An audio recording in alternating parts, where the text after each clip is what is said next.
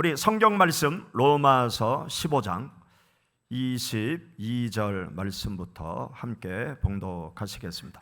그러므로 또한 내가 너희에게 가려 하던 것이 여러 번 막혔더니 이제는 이 지방에 일할 곳이 없고 또 여러 해 전부터 언제든지 서바나로 갈 때에 너희에게 가기를 바라고 있었으니 이는 지나가는 길에 너희를 보고 먼저 너희와 사귐으로 얼마간 기쁨을 가진 후에 너희가 그리로 보내주기를 바람이라. 그러나 이제는 내가 성도를 섬기는 일로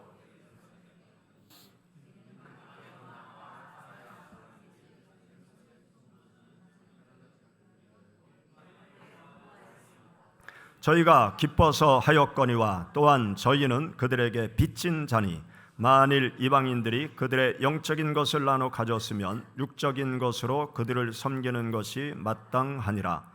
그러므로 내가 이 일을 마치고 이 열매를 그들에게 확증한 후에 너희에게 들렸다가 서바나로 가리라. 내가 너희에게 나아갈 때 그리스도의 충만한 복을 가지고 갈 줄을 아노라. 형제들아, 내가 우리 주 예수 그리스도와 성령의 사랑으로 말미암아 너희를 권하노니 너희 기도에 나와 힘을 같이하여 나를 위하여 하나님께 빌어 나로 유대에서 순종하지 아니한 자들로부터 건짐을 받게 하고 또 예루살렘에 대하여 내가 섬기는 일을 받을 만하게 하고 나로 하나님의 뜻을 따라 기쁨으로 너희에게 나아가 너희와 함께 편히 쉬게 하라. 평강의 하나님께서 너희 모든 사람과 함께 계실지어다. 아멘. 할렐루야. 감사합니다. 하나님께서 여러분들과 가정 가운데 평강의 축복으로, 강건한 축복으로 함께 하시길 축원합니다. 한 목사님이 태국 북쪽에 있는 치앙마이 산악 지역에서 선교하는 선교사님을 만나고 돌아와서 이런 얘기를 했습니다. 치앙마이에서 한 20년 선교 사역을 하고 계신 선교사님이 어떤 고민을 이야기하는가 하면 잊혀지는 선교사가 될까 두렵습니다. 그런 얘기를 했다는 거예요. 무슨 말인가 하면 선교 현지에 가서 한국에 자주 오지 않고 선교지에서만 10년, 15년, 20년 동안 선교에 열중을 하는 거죠. 그러다 보니까 한국에 아는 목사님들이 점점 줄어드는 거예요. 그리고 이 선교사님을 기억하고 있는 한국의 목사님들, 성도님들이 점점 시간이 갈수록 줄어드는 거예요. 그리고 연락도 처음보다 덜 오고 선교비도 처음보다 덜 오는 그러한 상황 속에서 내가 이러다가 잊혀지는 선교사가 되지나 않을까, 그것 때문에 두렵다, 그런 말을 하는 것이죠. 사람들로부터 잊혀진다는 것, 홀로 된다는 것, 홀로 된 고독감 속에 빠진다는 것, 이것은 우리들에게 큰 절망을 갖다 줄 수 있습니다. 우리가 인생을 살아가면서 모든 환경적인 요인이 다 충족된다 할지라도 사람들 사이에서 나 홀로라는 고독감, 외로움, 그러한 감정 속에 빠져들게 되면 더 이상 내 인생의 앞길을 헤쳐 나갈 수가 없는 그러한 상황에 도달할 수 있는 것이 우리 사람의 모습입니다. 구약 성경 말씀을 보면, 엘리야의 삶을 보면 우리가 그것을 공감할 수 있어요. 구약 시대에 죽음을 보지 않고 하늘로 승천한 위대한 하나님의 사람 두 사람이 있어요. 누군가 하면 에녹, 엘리야. 그리고 신약 성경에서는 예수님께서는 죽음을 지나 하늘로 승천하셨죠. 그래서 성경을 통틀어서 죽음을 경험하지 않고 하늘로 승천한 하나님의 사람 두 사람, 에녹과 엘리야인데, 그 엘리야 선지자, 위대한 하나님의 사람이죠. 우리가 상상할 수 없는 하나님의 능력자입니다. 이 엘리야 선지자는 아합 왕이 이스라엘 모든 백성들로 하여금 우상 숭배를 강요할 때 홀로 그 우상 숭배를 반대하면서 아합 왕과 그리고 바알 숭배를 이끌어 가고 있는 제사장들과 영적인 대결을 한 사람이 엘리야 선지자예요. 갈멜산에서 수백 명의 바알 제사장들과 하늘에서 불을 내리는 능력자가 참된 신이다, 그것을 입증하기 위해서 생명을 걸고 바알 신의 능력을 제압하고 하나님의 능력으로 하늘에서 불을 끄집어내려서 제단의 모든 재물을 불살르는 능력을 드러낸 사람이 엘리야 선지자입니다. 그런데 성경 말씀을 보면 그렇게 영적인 대결에서 승리한 직후 엘리야는 절망 속에 빠져요. 그리고 광야로 가서 로뎀나무 그늘, 손바닥만한 그늘 밑에 앉아서 하나님을 향해서 절규합니다. 하나님, 나를 죽여주옵소서. 더 이상 하나님의 사명을 내가 감당할 수 없나이다. 그러면서 하나님 앞에 절규하는 그 엘리야 선지자, 그 엘리야 선지자가 하나님께 그렇게 절규하면서 죽여달라고까지 기도하는 이유가 뭔지 아십니까? 홀로 된 고독감이었어요. 나만 홀로 남아 있습니다. 더 이상 홀로 하나님의 사명을 감당할 수 없습니다. 그렇게 절규해. 여러분 성경 말씀 한번 찾아보세요. 열왕기상 19장 14절.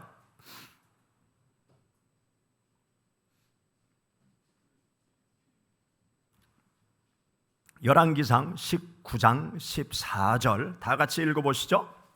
그가 대답하되 내가 만군의 하나님 여호와께 열심히 유별하오니 이는 이스라엘 자손이 주의 언약을 버리고 주의 제단을 헐며 칼로 주의 선지자들을 죽였음이오며 오직 나만 남았거늘 그들이 내 생명을 찾아 빼앗으려 하나이다. 여기 보면 엘리야 선지자가 뭐라고 하나님 앞에 절규하는가 하면 오직 나만 남았거늘 하나님, 제가 더 이상 어찌할 수 없습니다. 나만 홀로 고독감 속에 외로이 영적인 전쟁을 치러 나가고 있는데 더 이상 나 홀로 어떻게 할 수 없습니다. 이 홀로 된 고독감에 늪에 빠지니까 더 이상 사명의 길을 갈 수 없는 그러한 엘리야의 처절한 모습을 여기에서 볼 수 있습니다. 오늘 우리가 함께 읽은 본문 말씀의 바울 사도도 이 홀로 된 고독감의 어려움, 그 어려움을 느끼면서 로마 교회 성도들에게 편지를 하는 거예요. 로마서 전체의 말씀을 기록해서 로마로 하나님의 말씀을 적어 보낼 때 바울 사도는 고린도에서 여러 가지 어려운 심경 속에서 로마 교회 성도들에게 로마서를 기록해서 보냅니다. 로마서를 기록해서 보내는 여러 가지 이유가 있는데 그 중에 우리가 함께 읽은 본문 말씀에 보면 두 가지 이유를 가지고 로마서 말씀을 기록해서 보내는 거예요. 하나는 로마 교회 성도들과 교제하기를 원한다. 내가 너희들을 만나서 교제하기를 원한다. 그리고 두 번째는 너희들의 선교 지원을 받아서 땅끝인 서바나 지역, 지금의 스페인을 지나 포르투갈, 거기가 고대 시대에는 땅끝이라고 생각을 했어요. 그래서 주님의 명령을 따라서 내가 땅끝인 서바나 지역까지 가서 복음을 전하기를 원하는데 로마 교회 성도들 너희들이 나를 지원해 주기를 바란다. 이 두 가지 목적을 가지고 로마서 말씀을 기록해서 로마 교회 성도들에게 하나님의 말씀을 보낸 것입니다. 여러분 로마서 함께 읽은 15장 22절부터 24절 32절의 말씀을 한번 보시겠습니다.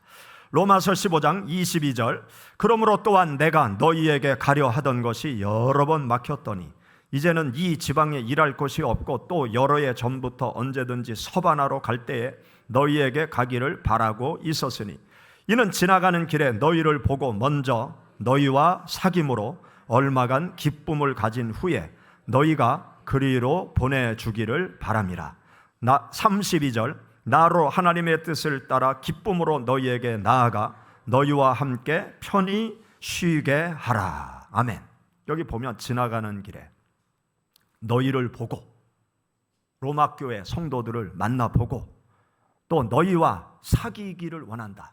너희와 교제 나누기를 원한다는 거죠. 왜 바울 사도가 로마 교회 성도들과 만나서 사귀고 교제하는 시간을 갖기를 원하고 있느냐? 기쁨을 얻기를 원한다는 거예요. 믿음의 교제를 통해서 기쁨을 얻기를 원한다는 거죠. 그리고 너희가 서바나로 나를 보내주기를 바란다. 너희들이 선교 후원을 해주어서 땅끝인 서바나까지 가서 복음을 전하기를 원한다. 또 32절 말씀에 보면 너희와 함께 편히 쉬게 하라. 너희들과 함께 만나 사귀고 교제하면서 내가 쉼을 얻고 또 기쁨을 얻고 새 힘을 얻어서 서바나까지 가서 하나님의 복음을 전하기 원한다. 그렇게 바울 사도가 자신의 마음을 여기에 기록해 놓고 있습니다. 여러분 생각해 보세요. 바울 사도가 어떤 사람입니까? 신약 성경의 3분의 2를 기록한 사람이에요. 그리고 1차 선교 여행, 2차 선교 여행, 3차 선교 여행을 다니면서 지금의 튀르키예 지역, 그리스 지역, 이 지역을 샅샅이 훑고 다니면서 복음을 전한 사람이에요. 그리고 로마에 가서 복음을 전하다가 단두대에 목베임을 당해서 순교당한 위대한 하나님의 사람입니다. 그 위대한 하나님의 사람 바울 사도, 그가 하나님의 일을 할 때 많은 어려움을 겪었어요. 성경 말씀에 보면 어떤 때는 추위 속에서 고통을 당하고 어떤 때는 배고픔 속에서 고통을 당하고 어떤 때는 강도를 만나서 위험한 지경에 이르고 또 배를 타고 가다가 배가 풍랑을 만나서 파선할 지경에 떨어지기도 하고 또 어떤 때는 돌에 맞아서 죽임을 당해서 성 바깥으로 던져 버렸는데 하나님의 능력으로 다시 살아나서 또 다른 지역에 가서 복음을 전하고 또 매를 맞기도 하고 수없는 어려움을 겪어가던 사람이 바울 사도였어요. 그 바울 사도가 그렇게 많은 환난과 어려움 속에서 고난을 당하면서 그것을 극복해 나가면서 하나님의 사명을 감당해 나가고 있었던 거죠. 그런 바울 사도도 성도들을 만나 교제하기를 바랐던 거예요. 왜냐? 홀로 된 고독감이 계속 밀려오니까 혼자 하나님의 사명을 감당하기가 버거우니까 성도들을 만나서 같이 교제를 나누면서 기쁨을 얻고 쉼을 얻고 또 성도들의 격려 속에서 지원 속에서 다시 힘을 내서 하나님의 복음의 말씀을 땅끝까지 가서 복음 전하기를 원했던 사람이 바울 사도였습니다. 바울 사도도 이러할진대 우리 예수 그리스도를 믿는 평범한 우리들에게 믿음의 길을 계속 걸어가고 하나님을 위해서 헌신의 삶을 지속적으로 이어나가기 위해서 우리에게 반드시 필요한 것이 있어요. 교제입니다. 믿음의 교제. 성도들이 함께 만나서 예수님을 중심에 두고 함께 신앙의 교제를 나누는 믿음의 교제.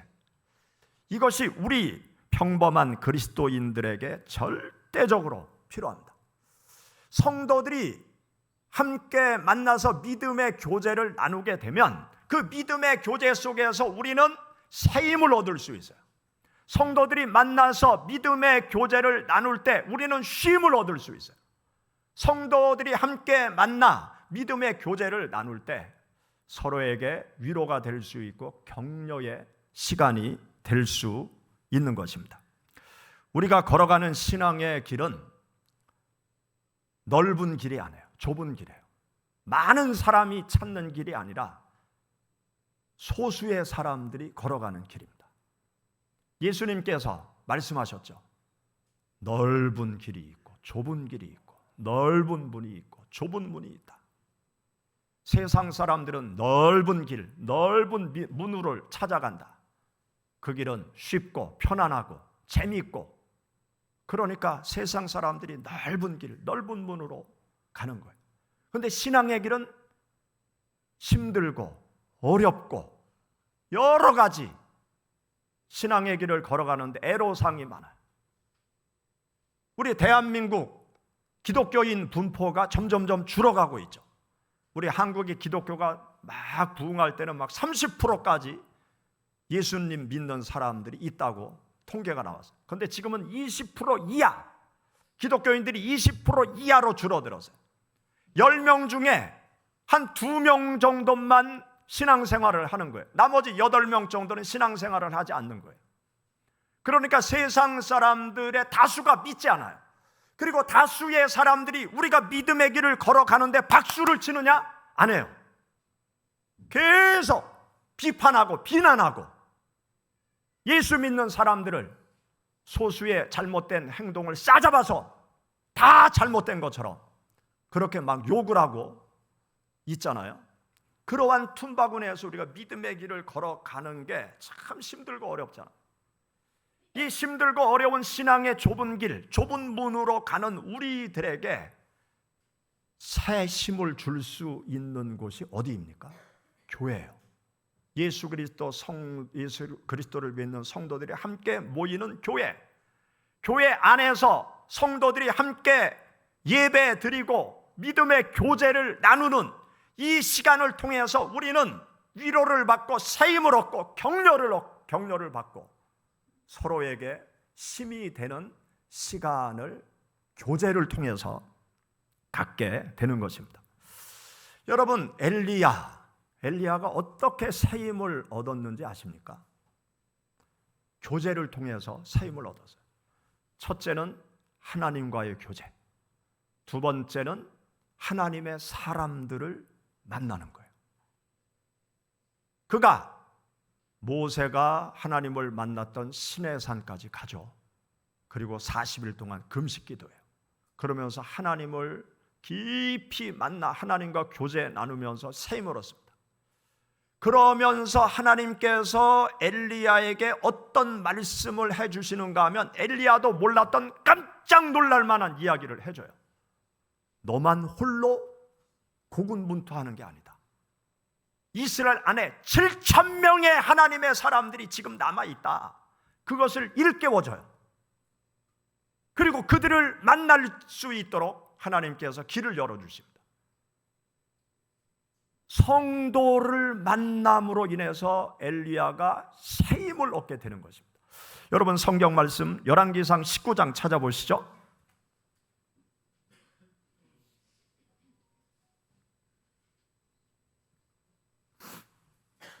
열왕기상 19장 15절 말씀부터 18절 다 같이 봉독하겠습니다. 여호와께서 그에게 이르시되 너는 내 길을 돌이켜 광야를 통하여 다메섹에 가서 이르거든 하사엘에게 기름을 부어 아람의 왕이 되게 하고 너는 또 님시의 아들 예후에게 기름을 부어 사밧의 아들 엘리사에게 기름을 부어 너를 대신하여 선지자가 되게 하라. 하사엘의 칼을 피하는 자를 예후가 죽일 것이요 엘리사가 죽이리라. 그러나 내가 이스라엘 가운데에 7,000명을 남기리니 다 바알에게 무릎을 꿇지 아니하고 다 바알에게 입맞추지 아니한 자니라. 아멘. 여기 보면 하나님과 만나 교제하는 엘리야에게 예후를 만나라, 엘리사를 만나라. 숨겨진 7,000명의 사람들이 있으니까 그들을 만나라. 하나님이 그렇게 말씀하시는 거죠. 엘리야는 나만 홀로 남았다라고 생각을 했지만 아니라고 하나님이 말씀하시는 거예요. 그러면서 다른 하나님의 사람들을 만나라. 그리고 사명을 함께 나누어 가자라. 이러한 하나님의 말씀을 듣고 그는 하나님의 사람들을 만나는 거죠. 그리고 사명을 끝까지 감당하다가 하나님의 부름을 받고 하늘로 승천해 올라가게 되었습니다. 여러분, 믿는 자와의 교제, 하나님과의 교제, 신비한 능력이 있습니다. 하나님과 교제 나누고 성도들이 주님을 모시고 함께 교제를 나눌 때 서로에게 격려를 주고 쉼을 주고 새 힘을 주는 신비한 능력이 성도의 교제 속에 담겨져 있다는 사실을 여러분들 기억하시기 바랍니다. 지난 월요일부터 목요일까지 제가 베트남에 갔다 왔어요. 베트남 이장현 선교사님, 여러분들이 지난주에 정성껏 헌금을 해 주셨죠. 그래서 선교비도 전달해 드리고, 또 선교사님이 어려움을 당한다 그래서 다운교회 목사님, 또 열민교회 목사님, 이렇게 셋이서 이장현 선교사님을 위로하고 새 힘을 주기 위한 목적을 가지고 셋이 갔어요. 월요일 날 가니까 밤 12시, 또 목요일 날 한국에 오니까 새벽 2시. 온전한 시간은 화요일, 수요일 이틀 동안. 그래서 선교사님하고 사모님하고 주로 대화를 나눴어요. 커피숍에 가서 대화를 나누고, 또 이장현 선교사님이 그 호치민에 사범대학이 있는데 그 호치민 사범대학 한국어 교수를 하면서 호치민 사범대학 안에 우리 한국 문체부에서 운영하는 세종학당장을 하고 계시더라고요. 베트남에 22개의 세종학당이 있다고 그래요. 그런데 호치민 사범대 안에 세종학당이 있는데 그 장을 맡고 있어요. 그런데 세종학당 운영을 너무너무 잘하는 거예요. 그래서 세종학당 안에서 공부하는, 한국어를 공부하는 학생들이 2,000명. 한 학생이 한 학기에 내는 수업료가 10만 원. 그러면 2,000명이 한 학기에 10만 원씩 내면 얼마예요? 2억 원. 2억 원씩 수입이 호치민 대학으로 들어갔다가 세종학당의 직원들한테 나오는 거예요. 그러니까 호치민 사범대학에서도 눈이 둥그레져 가지고 이장현 선교사님을 아주 특별 대우를 하고 있는 거예요.